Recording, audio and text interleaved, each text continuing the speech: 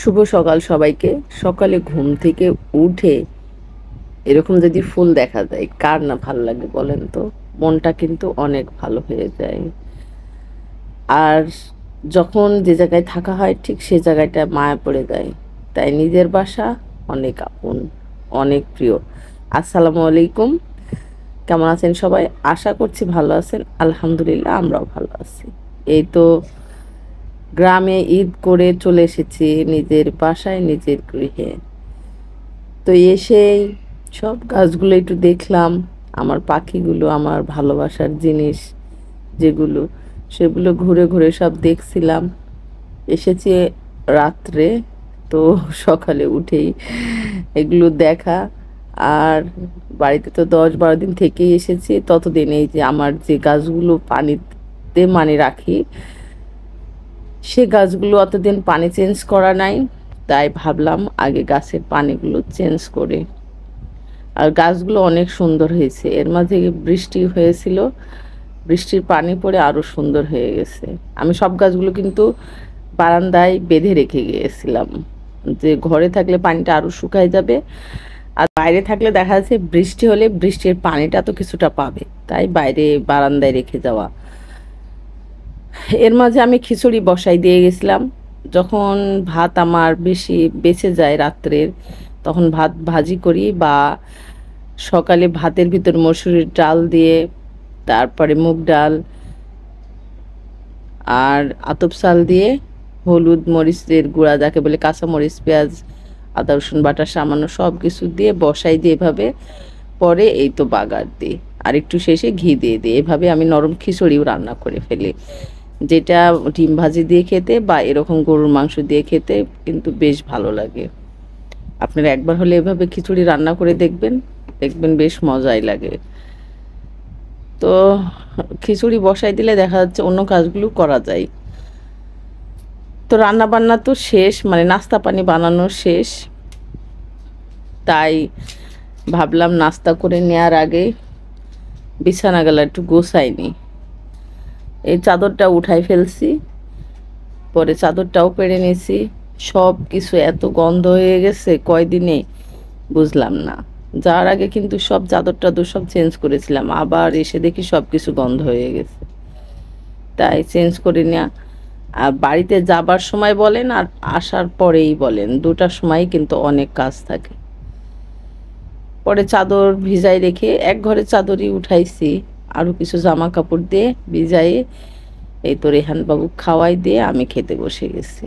ওই যে বললাম, নরম খিচুড়ি, গরুর মাংস বলেন, ডিম ভাজা বলেন, যেটাই বলেন না কেন, খেতে বেশ ভালো লাগে। আর যদি সবজি দিয়ে রান্না করা যায় তাও কিন্তু মজা লাগে। আমি একটু আজ ছোলার ডালও দিয়েছিলাম। নাস্তা করার আগে কিন্তু আরও কিছু কাজ আমি গুছাইছি, মানে ব্যস্ততম দিন আজকে। আর মানে দেখা যাচ্ছে এসে এটা গোছানো ওটা গোছানো করতে করতে সারাটা দিন এভাবেই কেটে যায়। পরে যে চাদরটা ধুয়ে দিছি, অন্যান্য একটু জামা কাপড়গুলাও ধুয়ে দিছি।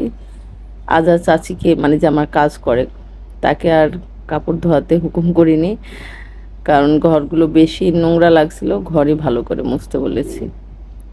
আর আমি এগুলো ধুয়ে নিচ্ছিলাম, বেশি না, কয়েকটা জামা কাপড়, ম্যাক্সিমাম জামা কাপড় সব আমি ধুয়ে নিয়ে এসেছি। বাবার বাড়ি বলেন, শ্বশুর বাড়ি বলেন, মানে যখন কিন্তু যেখানে আপনি স্থায়ীভাবে থাকেন তখনকার জন্যেই কিন্তু বেশি খারাপ লাগে, বেশি মায়া পড়ে যায়। তো এই তো আমার নিজের সংসার, নিজের ভালোবাসার জায়গা, মানে যেখানেই থাকি না কেন এই জায়গাটার জন্য খুব মায়া লাগে।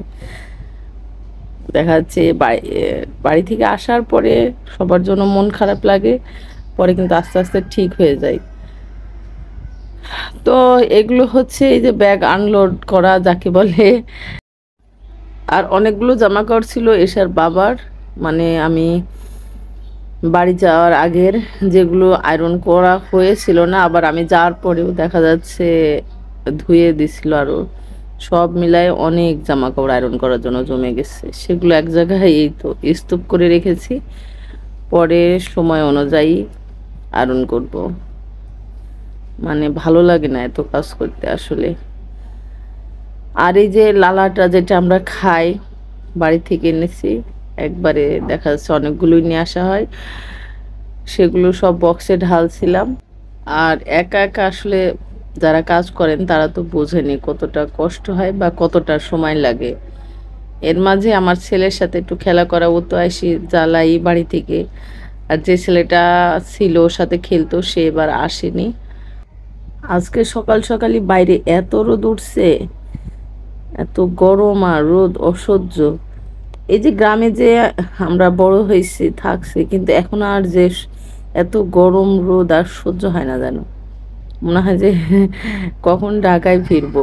আসলে বাসার ভিতর থেকে ওই রোদের তাপটা তো আসলে পাওয়া যায় না, আর ওখানে যেহেতু খোলামেলা ঘোরা হয়, এখন আর ওই আবহাওয়াটা দেখা যাচ্ছে সহ্য হয় না, অসুস্থ হয়ে যায়। রেহান বাবু তো অনেক অসুস্থ, আমরা সবাই কম বেশি মানে অসুস্থ ছিলাম। জ্বর, এসার বাবারও অনেকদিন জ্বর ছিল।